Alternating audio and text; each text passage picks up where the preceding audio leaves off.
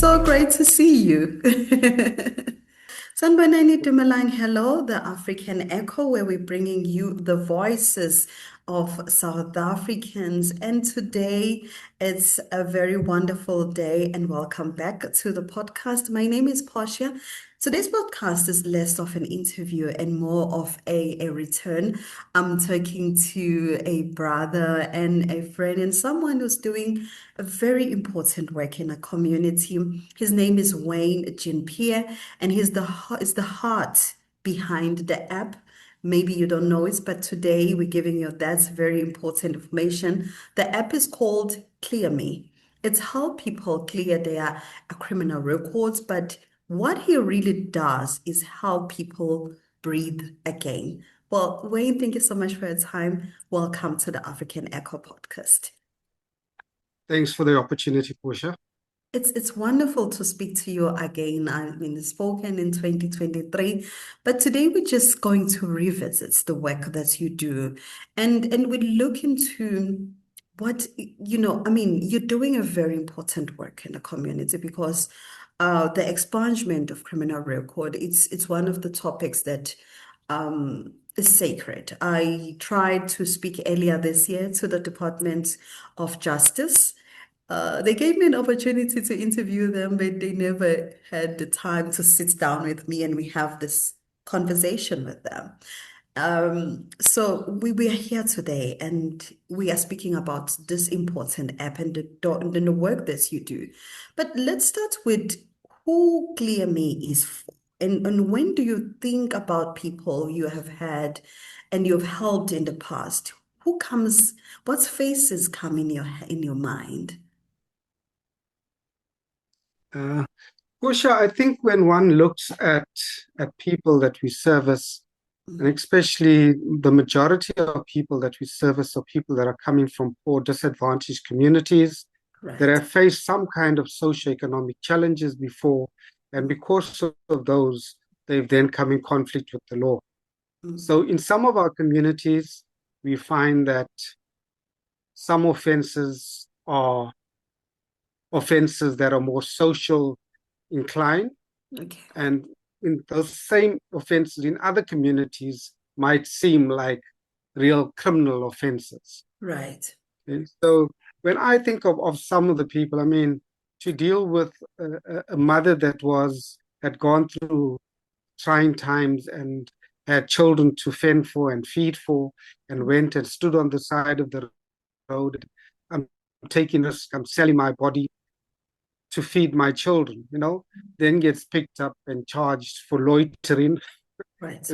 and then is now denied an opportunity ever again to work and support those same children that she Mm. went out to provide for.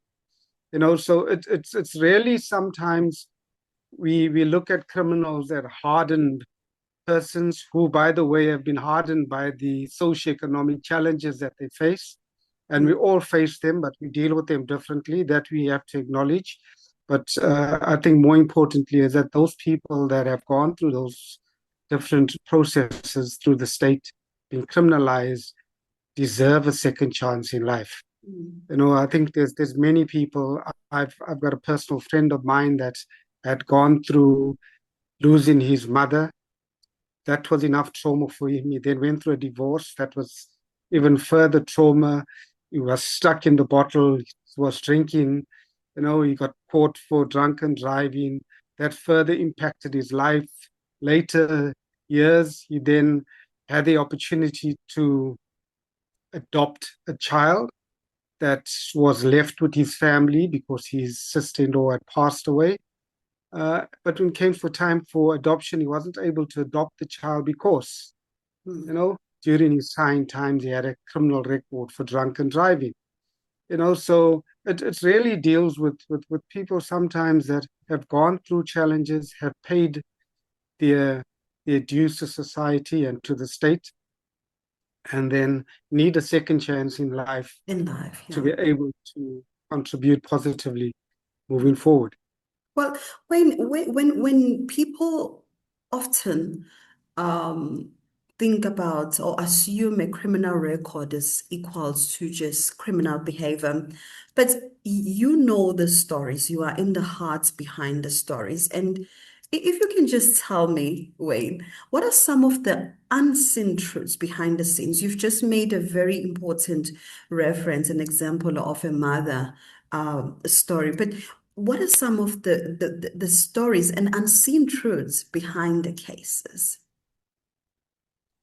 Uh, you know, it's when one looks at it, if you look at our constitution for one, you know, it references God, Mm, and our responsibility to God and also to serve his people as well, mm, and God's people come in different forms and live in different communities and have different experiences, just like we have different experiences of the so-called justice system. You know, mm, all those groups that form part of the justice system interact with us differently as citizens of this country. I mean, when we talk about some of the issues around what people go through and how they experience that, an example would be I work with some of the homeless people that live on the streets in Durban, you know, and whilst we might be looking for solutions as to how we assist these people, there are others that are looking and saying, how do we criminalize them in order for us to so-called clear up the streets? So some are looking at bylaws that are saying these people shouldn't be out on the streets at night, they shouldn't be on the corners and whatever else. And we're not looking for the real solutions, but instead we're looking to criminalize these people. Now we look at the burden that it further places on people. We know people have lost their homes, they're living on the street after COVID. There's lots of other reasons why people are living on the streets, but we're not dealing with the issues. You mm. know, we're now looking to criminalize and to ensure that these people are stuck and put away where our visitors can't see them. Mm, So those are some of the real examples of people that are living under poor conditions. mm. We saw it through COVID. I mean, COVID, we had over 340,000 people that were criminalized due to regulations. Right.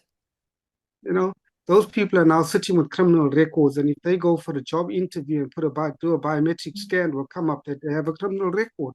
Then they've been denied opportunities for employment. Mm. And now we're talking about 340,000 people and their families because they have dependents as well That's a that all huge now number. suffer because of this. And then the law since April 2024 looked at doing an automatic expungement of these records, where they got up to under 20,000. And I think it's all just taken a back seat now. But we Right. still have people that are sitting with these challenges. And they're real issues of people's lives that have been impacted negatively. And to come back just to say that even the service that we provide is not a legal service. You know, Right. we're not saying this is a legal solution. We're saying that we, as compassionate, loving human beings, who understand that God has given us the responsibility to take care of our own that have come in conflict. So there are people that,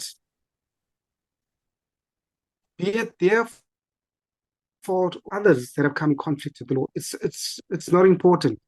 And I think that's the Christian approach to it, is that if you're faulted, you should be forgiven and given an opportunity to be reintegrated and live a life that can add value as opposed to something that's a burden on you for the rest of your life.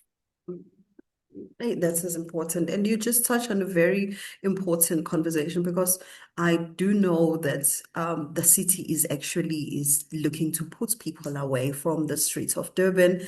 Ukuthi how no one as yet has a clear indication of what is happening there as yet.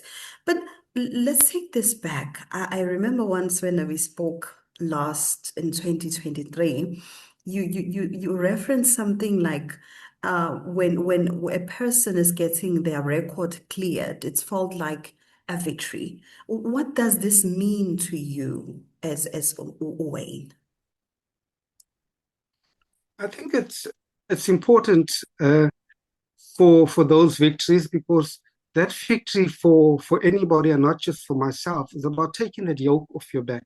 Mm, to live with the idea that every time I walk into a space, every time I need to complete an application form, every time I need to go for an interview, I need to declare, whether I'm a criminal or not. mm, And I think taking that off a person allows them and gives them the freedom to live as whole, free human beings. mm, I mean, I dealt with a gentleman once who was 80 years old. He wasn't looking to apply for a visa. He didn't want to travel anywhere else. He didn't want to go look for a job. He was saying, assist me to clear my criminal record so that when I die, I can be buried with dignity. My grandchildren, my great grandchildren don't have to be burying a criminal. They can be burying their grandfather. And I think those are the important things. It's about giving people back their humanity, allowing people to say, yes, I've come in conflict with the law for whatever reason. I've paid my due to society. I'm now remorseful of what I've done. And I'm looking to have this taken off my back, off my name, so that I'm able to progress in life without this barrier that's been put on me. mm. That's very important. But Wayne, let's get to you. You carry people's dreams and you do a very heavy load of work. You're carrying people's dreams, their past, their pains. How do you protect your own peace? Uh, I think that's an important question. And I always say to people, it's for me, it's sometimes it can be stressful, because you can imagine dealing with uh, parents who are calling and saying, I'm ready to commit suicide. I've Mm, got this child of mine that committed an offense, and you telling me he has to wait 10 years after date of conviction. So what do I do? As a pensioner now, I must, carry this burden with me for the next 10 years or whatever it is. But I think for me, my center is what's brought me to this work, is that, as I mentioned, with the Constitution that also acknowledges God. So if we're able to acknowledge God in our space, and the work that we are doing is not our own work, but that of God, that work that says you as a child of God have a responsibility to look after my other children. mm. You have a responsibility to create relief for others that have fallen through the cracks, for those that might need other assistance, because part of the work is also about talking to young children about the consequences of coming in conflict with the law. Mm. So not only is it, and I wouldn't even say it's a burden to do the work.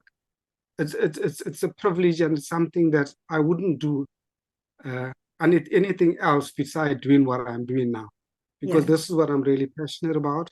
It's what I'd say is my ministry. I've seen that this is what I need to do, and I will continue doing it.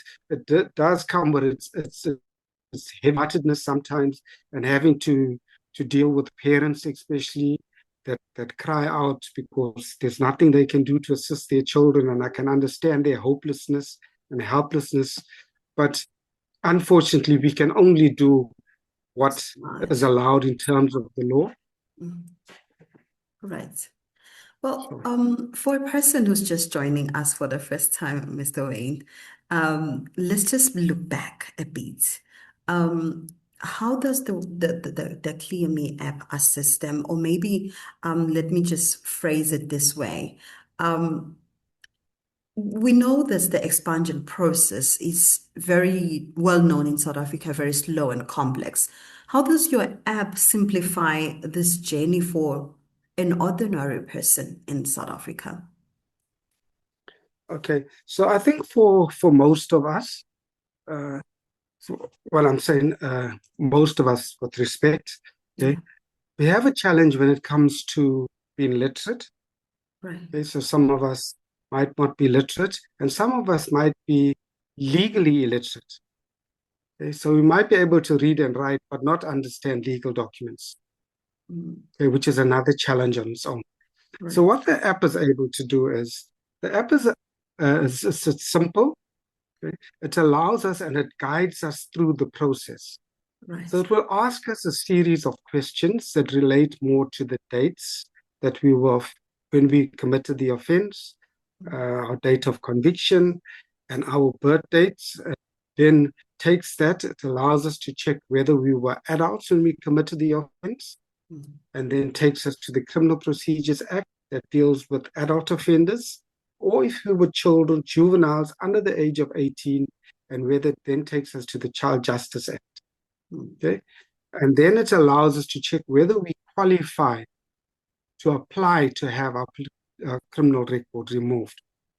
So it takes us through that guide first. And the important thing about that is then it allows us to understand why we don't qualify.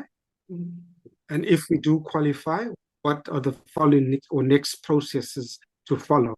The app will then send us an OTP PIN, which would allow us to go and apply for our police clearance certificate, go back onto our profile that we created, another 7 minutes, 8 minutes, populate all your information, simply print out your application, sign it, and send that application to the Department of Justice for clearing. And I think what's also important about the app is that it also has a WhatsApp icon on the app. Mm. So if a person just clicks on that, they come directly to me. I'm then able to talk them through or to assist them. And I think what's so important about that feature is that while the app might assist us with the legal questions, all the other smaller issues around it, if we're not clear on it, we are then able to discuss it. So one of the entry points into the service or when you qualify is to apply for a police clearance certificate. Now, for some of us that don't know, there's a criminal record center in Pretoria, and there's also local criminal record centers around the country. You know, the Department of Justice says we can apply for the name clearance certificate or police clearance report or SAPS 69I, which costs you 85 Rand from your local police station. Now, if we are dealing with poor, vulnerable people, most of the time people that are unemployed, that can barely scrape up the 85 Rand to apply for that. And then they get to a station and there's still someone there that informs them incorrectly and says, no, the police clearance certificate cost 180 Rand from Mm. Pretoria. You know, if there's nobody to guide them, and sometimes we need to insist and send them supporting documents and say, go with this, show them your phone, this is what you require. You don't require the stuff that comes from Pretoria, you require the stuff that comes from your local criminal record center. You know, so we need to also be able to hold people's hands sometimes Right. and take them through. And that is what the app allows for. It allows for that journey from when you enter onto the process, it then guides you through until you exit the process. Mm. Mm. So it's a step-by-step The step by step. follow-up. Yeah, and it's also free. Mm. It's free information and service that you receive that will cost you the same data that you would use when you're playing on WhatsApp and playing your games and whatever else. Mm. You know, so I think that is the real benefit of the app. Of And that. of course the fact that you've got the WhatsApp, Mm. which allows you to then speak to me directly. And I think that's important because people that have gone through the trauma of the justice system, you know, sometimes they have to be able to talk to someone. You know, they need someone that understands. You know, a person says, you know, I went through this with the police and they just got me to pay an admission of guilt. I didn't know what I was paying, but I was scared. I didn't want to go to jail. You know, I dealt with a group of children from that were at school, and the police came into the space. There were 10 of them sitting around. They picked up one sloop of dacha on the floor and charged all 10 of them for possession of dacha. Mm. You know, these children were traumatized by the state. You Mm. know, to say to them, you know, to start this process, you need to go back to the police station. Mm. You know, it's like, you know, I already start checking my pockets, Of course. even at night when I'm sleeping because I'm so scared of these police. And they need someone to be able to talk to them, Mm. to get them to understand the process, understand that, yes, you've gone through that, but this is the process we need to follow, and this is how we're going to get the certificates. This is the formal document you require. Once we have it, we're then able to do your application, and then we can get you clear. So I think people need, and when we were building the app, one Right. of the questions we were asking people that had received service before, what is it that they appreciated when they dealt with us without the app? They Right. said the respect that they were showing, the fact that people didn't judge them, Mm. they felt like they were in safe spaces. And I think the app was developed with that in mind as well.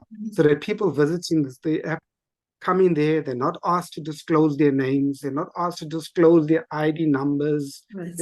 When the app is not asking you for that. The app is just saying, tell us when it happened, what's your date of birth, yes, you qualify. If you qualify and you're happy to use our services, this is where we can go. If you feel you don't want to put all your stuff here, there's our resource box. Go click on our resource box.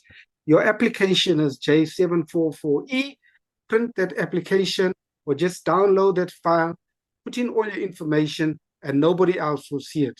And Mm. that also speaks to your earlier question. Right. Part of the app was to say that I don't have to deal with all this. Ah.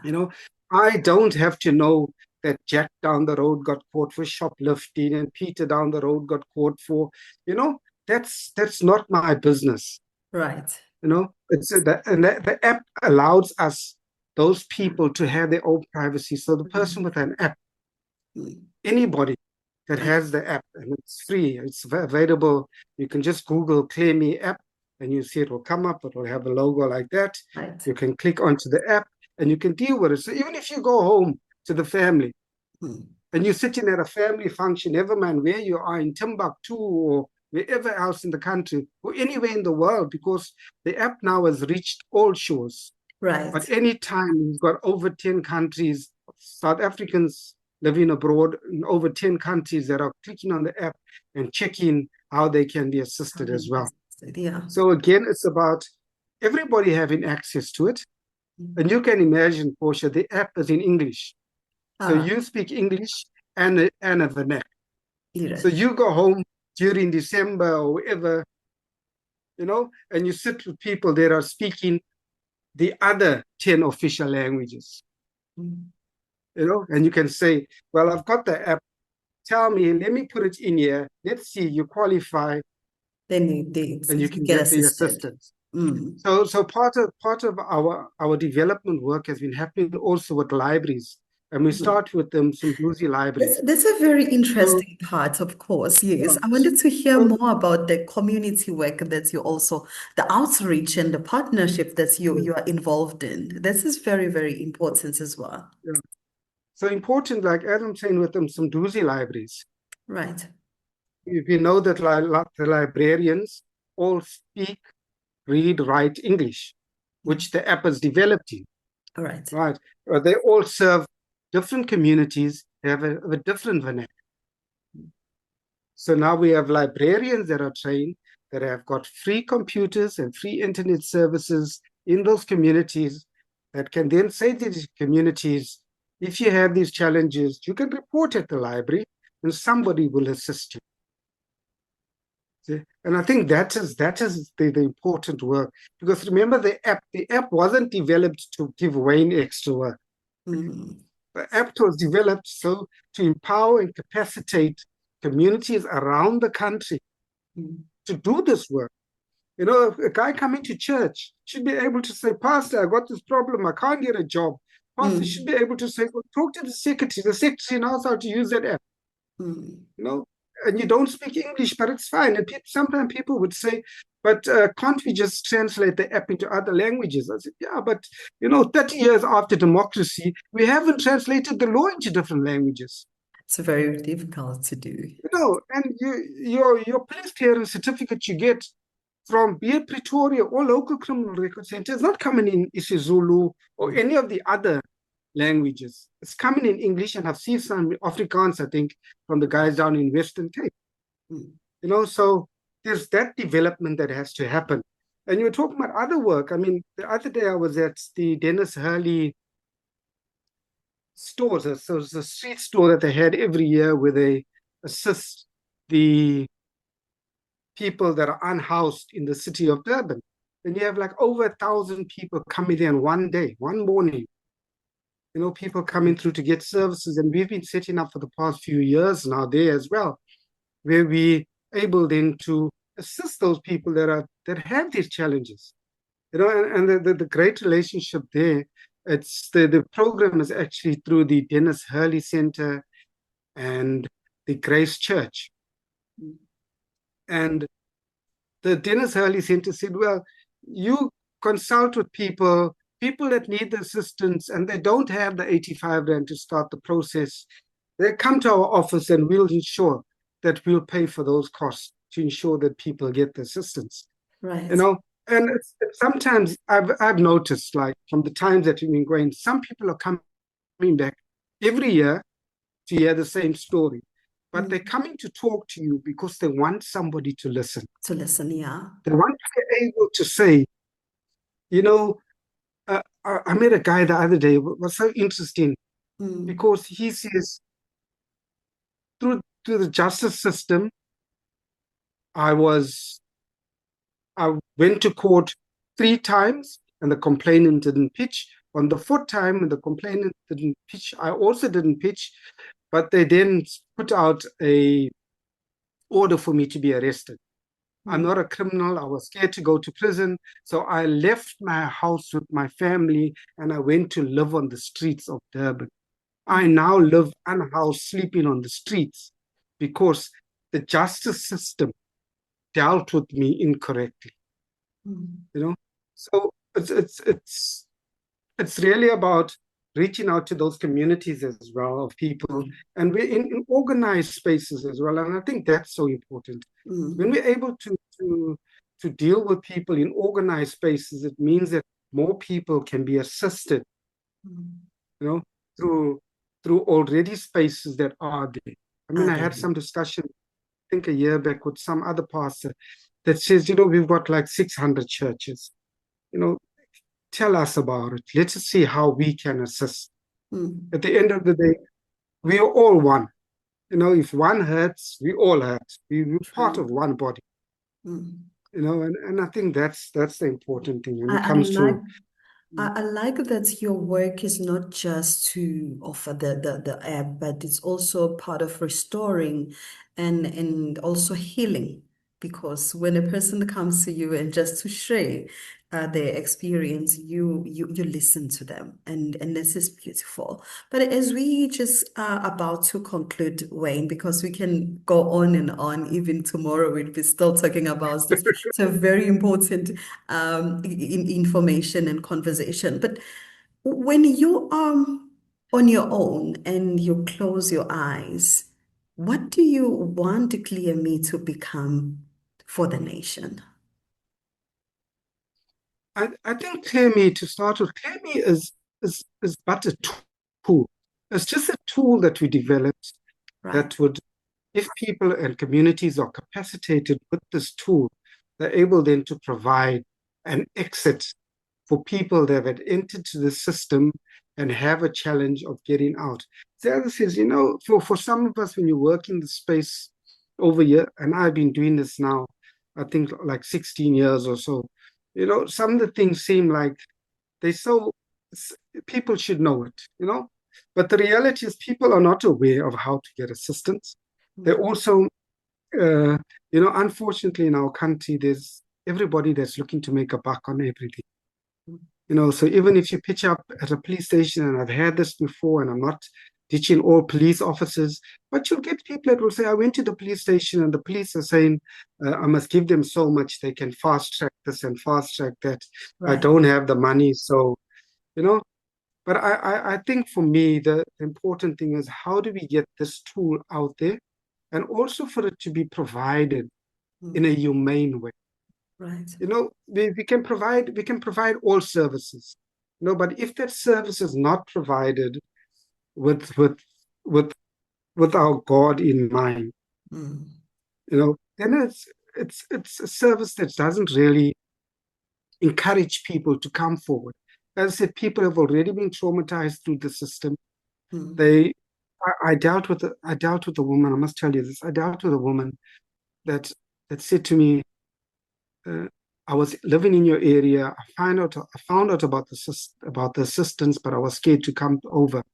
And I said to her, "No, call your husband, let him sit here, tell me what happened." She says, "Oh, every time I look for some kind of assistance, uh, and my husband is here, even his friends have businesses, and I was looking for employment there, but they all want sexual favors before, you know, and because of that, then prevents and creates a barrier for people to receive.